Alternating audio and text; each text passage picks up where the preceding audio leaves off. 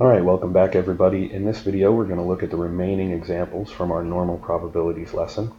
We're going to start by quickly looking at this little shortcut rule that we can use to help us when we have numbers that happen to work out for us as far as being a whole number of standard deviations away from the mean in a distribution. This is what's known as the 68, 95, 99.7 rule. When we have a normal curve, 68% of the area lies within one standard deviation of the mean, which means that 34% of it lies there and 34% of it lies there. So 34% of the data falls one standard deviation above the mean, 34% one standard deviation below. Now 95% lies within two standard deviations, so there's another 27% that's split between these two regions. That's evenly split, 13.5 and 13.5. 99.7 lies between within three standard deviations, so there's another 4.7% that's split evenly between these two regions. And then the remaining 0.3% of the area is split in the tails, above three standard deviations above the mean and below three standard deviations below. We're going to use this as a shortcut in some problems here. So let's look at example 3. The scores on an exam are posted. The mean is 75% and the standard deviation is 5. James scored an 80. What percentage of students scored higher than James? So now using this, our mean is at 75 and our standard deviation is 5. So the students we're looking at, what percentage of students scored higher than James, is the area of this tail here. Now 50% of the area is below the mean, and then because of the 68, 95, 99.7 rule, 34% of it is between there. So all the remaining percentages in that area that we want for James, and so 16% of students scored higher than James. This is a quick little shortcut rule that we can use so that we don't have to actually break out our calculator to find some of these answers. Mary scored an 85. What percent of students scored higher than Mary? So Mary is, pardon the roughness of my sketch, Mary is at 2 standard deviations above. Okay, which means that we've got 50% of the data here, and then another 47 another 47.5 in these two regions, so only 2.5% of the students scored above Mary. What percent of the students scored between 75 and 85? Well, you can see that from the sketch that I drew for the previous problem.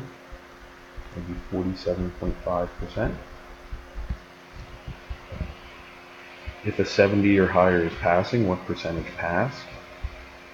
So that's 75 here. 70 is one standard deviation below, so 34% fall in there, and another 50 there. That means 84% of students passed the exam.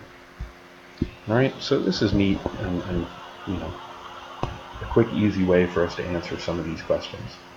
Let's go on to example 4. Women's weights are normally distributed with a mean of 143 pounds and a standard deviation of 29 pounds. Between what two weights do 68% of women fall? So we've got a mean of 143. 68% fall one standard deviation above and below. So I take my standard deviation, add it, and subtract it, and 68% of women fall in between 114 and 172 pounds.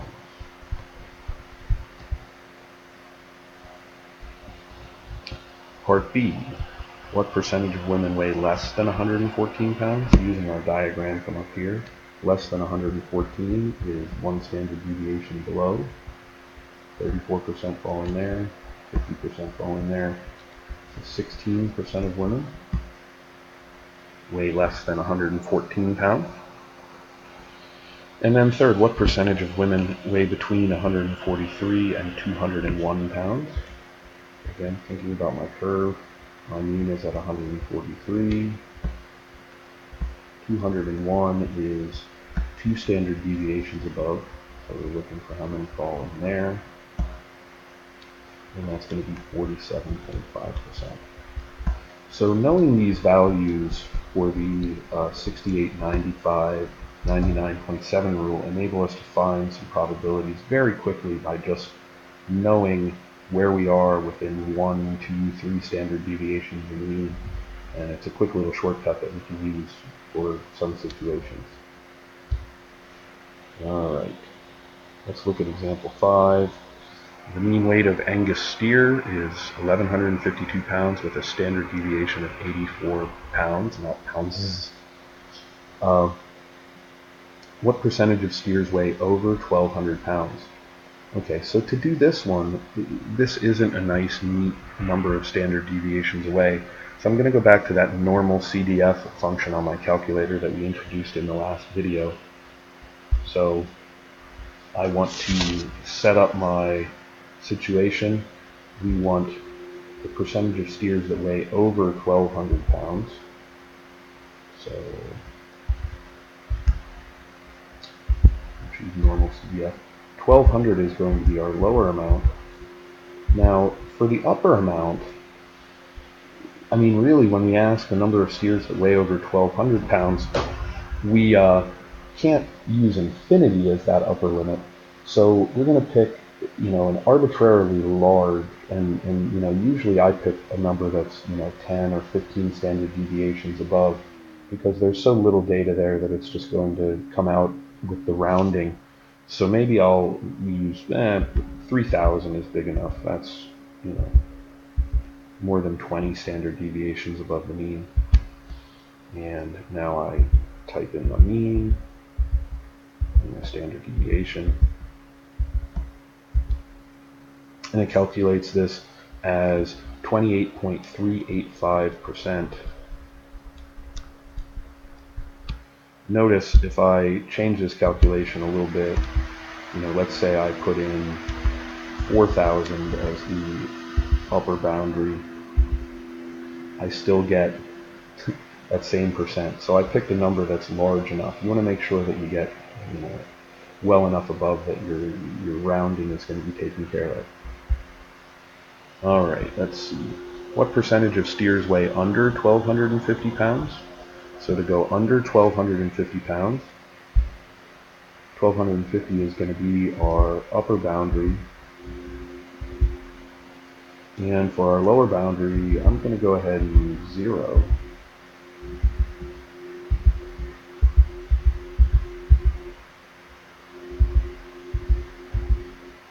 And I still have the same mean and standard deviation information from the previous problem.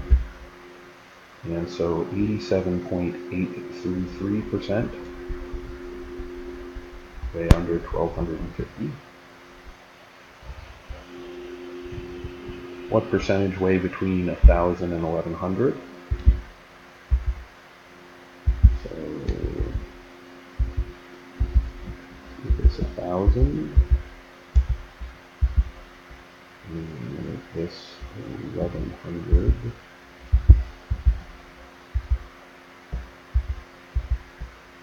Insert that in there. And we get 23.276%. See how much easier and faster this is than actually substituting the values into the Gaussian formula and integrating. And that's kind of why we use it. It's a time-saving convenience for us. All right, that's the end of this video on normal probabilities and the end of the lesson. And in fact, the end of this unit on integral applications.